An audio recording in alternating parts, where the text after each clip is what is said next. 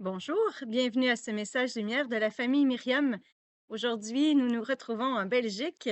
Il fait beau et surtout, c'est le temps des vacances. Alors, je pense que Jésus aussi part en vacances et il aimerait partir avec toi. On y va?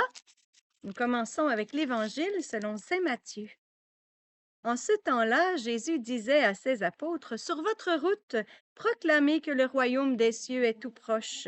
Proclamez, guérissez les malades, ressuscitez les morts, purifiez les lépreux, expulsez les démons. Vous avez reçu gratuitement, donnez gratuitement. Ne vous procurez ni or, ni argent, ni monnaie de cuivre à mettre dans vos ceintures, ni sac pour la route, ni tunique de rechange, ni sandales, ni bâton.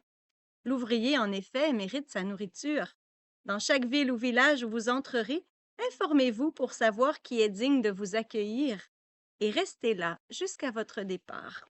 En entrant dans la maison, saluez ceux qui l'habitent.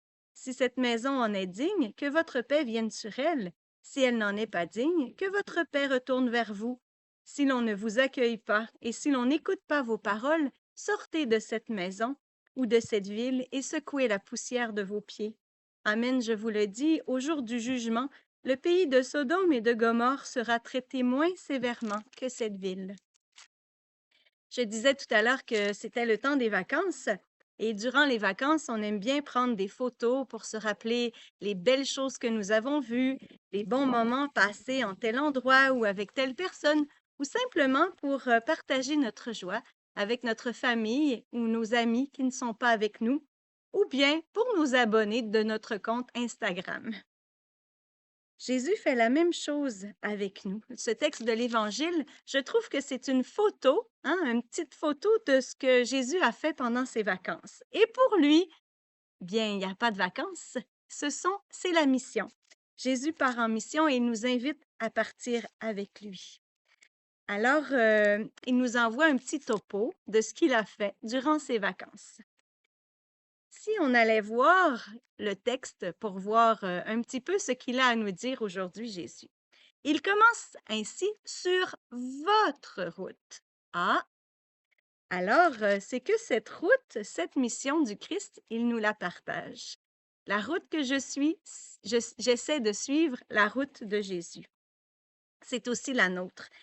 Et c'est la mission. Cet été, le Seigneur nous invite à aller en mission avec lui. Non pas la mission que moi je me donne, mais la mission de Jésus, celle qu'il a reçue du Père dans l'Esprit Saint et celle qu'il me partage, qu'il veut vivre avec moi, qu'il fait avec moi.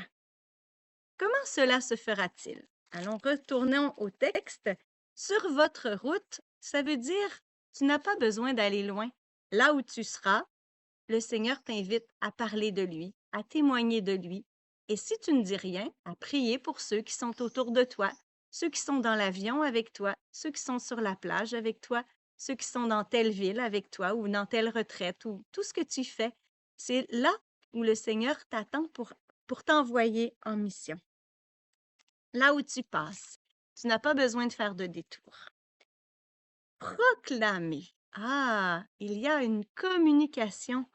Peut-être que le Seigneur t'invite à t'intéresser à ceux qui sont autour de toi, à faire un contact d'espérance, disait notre fondatrice, à nous intéresser à la personne, à lui dire un petit mot pour l'encourager.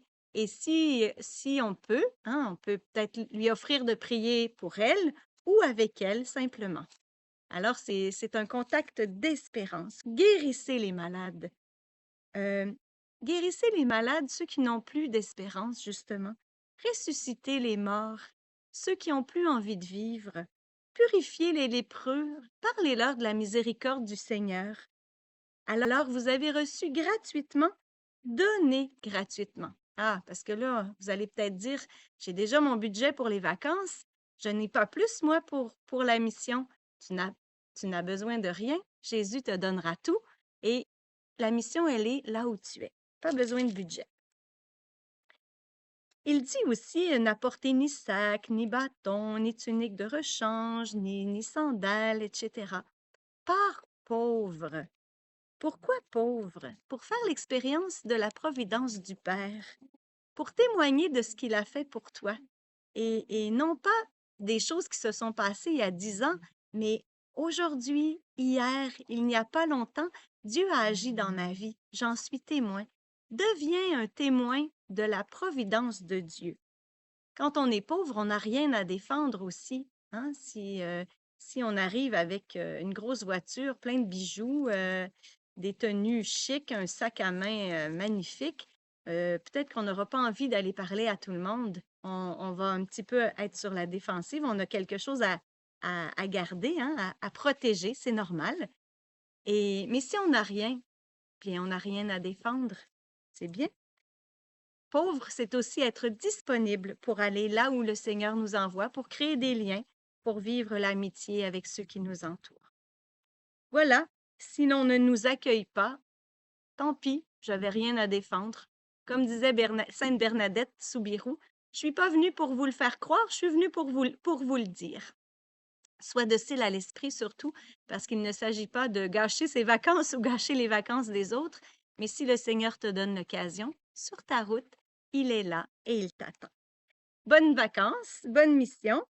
J'espère que tu trouveras Jésus sur ta route surtout, parce que c'est le premier qui vient nous dire que nous sommes aimés, que nous sommes sauvés, que nous avons une place dans le cœur du Père. Bonne journée, au revoir et à demain.